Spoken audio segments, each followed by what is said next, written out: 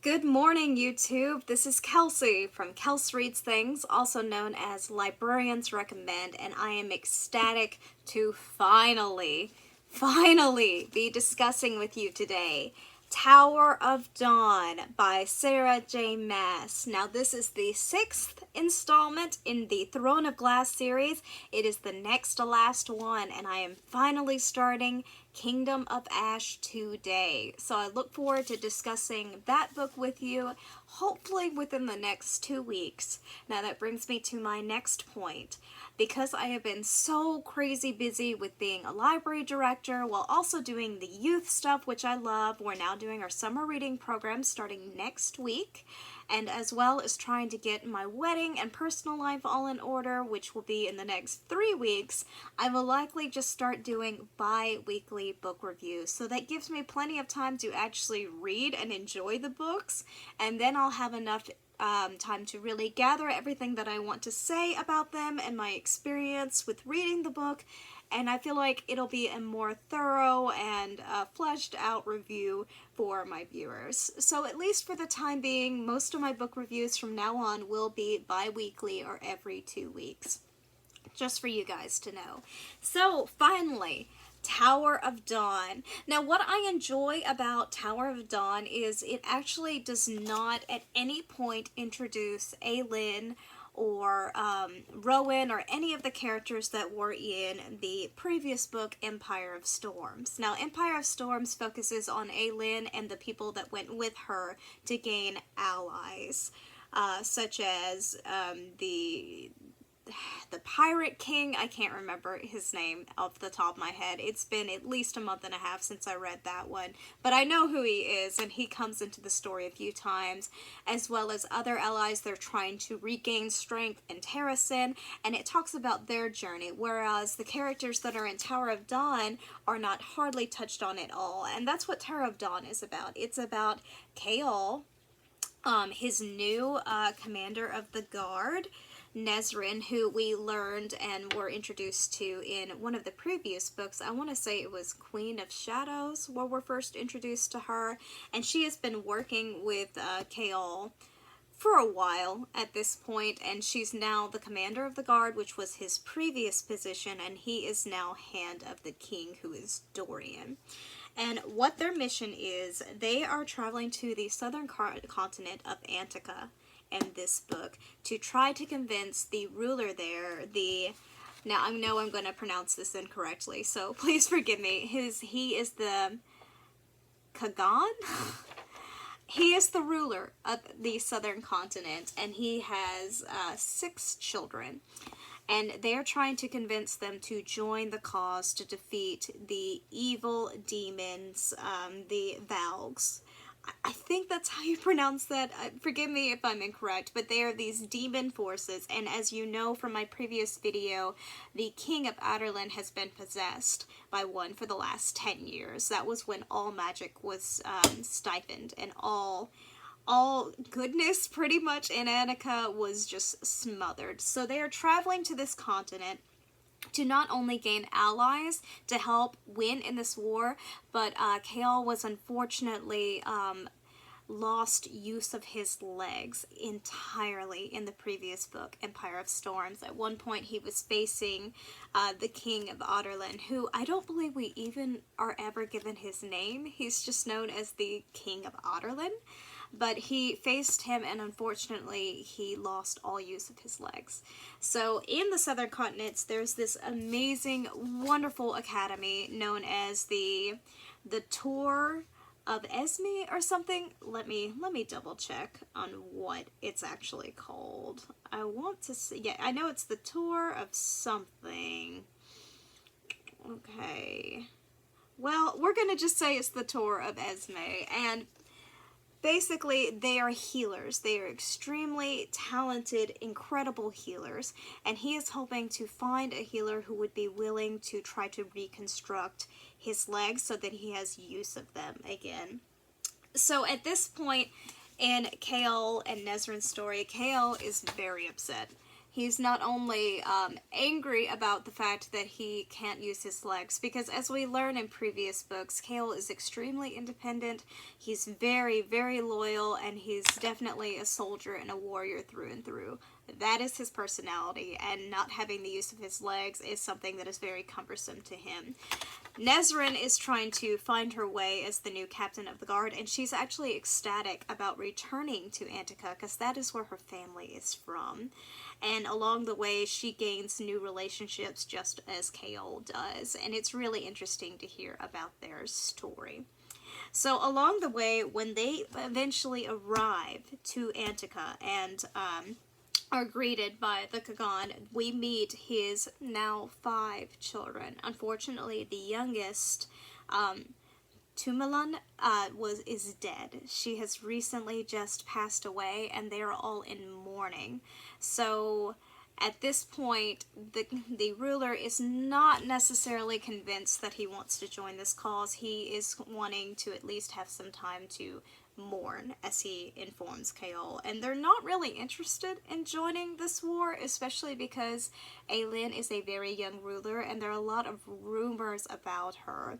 She is known as this fire-breathing, just like some consider her evil because she was an assassin. That was her, career choice for years. However, it wasn't exactly her choice, because she, as you know from my previous videos, she was abducted when she was about 8 by Arabin and basically forced into this life. But not only that, but he's also just concerned in general about the status of their people and whether or not they can trust this queen, rely on her, whether she would be a good ally. So the 5 children that are remaining are Arguan, who is the politician and the intellectual, and he's not a character that I liked. Hasara, who is the commander of the naval fleet, and she is very scheming and cunning on her own. She's definitely I could see her as the next ruler in line. Kashin, who is the commander of the horse cavalry, and Sartek, who is the commander of the aerial Rook cavalry, all known as the Rukin. And they're like these giant birds. I personally pictured a hippogriff the entire time, but I definitely just think they're supposed to be these like giant, enormous eagles, which is really cool. So Chaol and Nesrin meet all of these characters, and as they're meeting new people, it almost kind of drives them apart. They were previously lovers, but Chaol is going through a lot of personal growth in this book, and he has to end up facing his own demons quite a bit, which is really interesting and kind of parallel to the fact that they are having to face these actual demons that have infested their entire continent. Not even their entire world, their entire plane, their entire universe. So it's very interesting in the story later on as Chaol kind of grapples with his own demons and he learns to gain other relationships. And he is assigned of all people, the healer that probably is the least enthusiastic to heal him. Her name is Irene Towers. She has magic. She's one of the most powerful healers in the tour, and she has a huge disdain for Adarlan and anyone who's associated with it, because 10 years ago, when the king of Adarlan first took over and was first infested by the demon, he ordered that all the healers in Annica be murdered. And unfortunately, she had to watch her mother be burned alive by the soldiers of Adarlan. So she is less than enthusiastic about being given this task to heal Chaol, but we kind of learn that they get to, throughout this experience, grow and heal together, which was really beautiful. And she's actually at one point being targeted by this evil being, and we do learn that it is a Valg. She's being targeted, but we learn later on why she specifically is being targeted, but I won't give that away. And we're also trying to, this characters throughout the story are trying to figure out what actually happened to the youngest princess. Did she commit suicide? Was she murdered in cold blood? And that is what Sartak, who is, as I mentioned, the commander of the aerial fleet, that is what he is trying to figure out. And he actually offers for Nesrin to come with him to the mountains in which the fleet stay. That is where he considers his real family is out. So as I said earlier, we kind of see that Nesrin and Gale came together to Annika, but the relationships they gain kind of bring them apart, but eventually bring them back together again, which is really beautiful.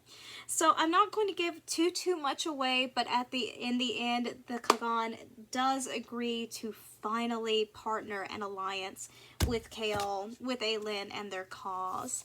And it's just a beautiful story. Honestly, it was one of my favorites in the entire series, which I wasn't expecting because I really love Aelin and Manon and Lysandra and Dorian and Rowan and Alid. I mean, all these amazing characters that I got to read about for the last 3 books, and they weren't touched on at all in this book.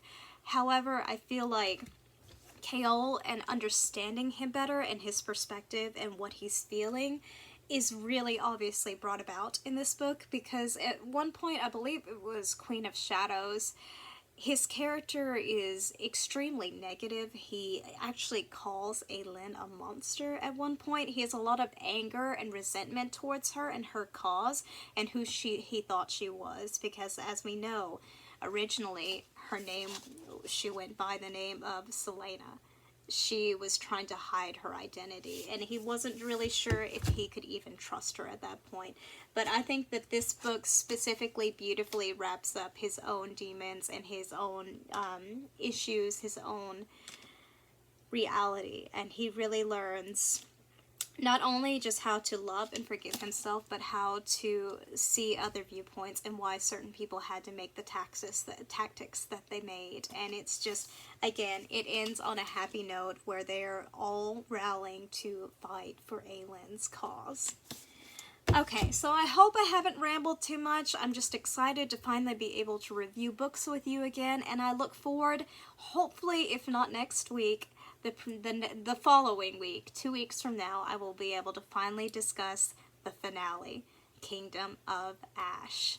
I look very much forward to discussing that with you, and if I didn't already mention it, I did give this book 5 stars. Again, it is hard for me. It has to be a fantastic book for me to review something for 5 stars. It's got to be well written. I got to enjoy the characters, the plot, the pacing, and all of this was extremely well mapped out, as always, by Sarah J. Maas. Thank you for watching today, and I look forward to discussing more books with you in the future. Have a wonderful day.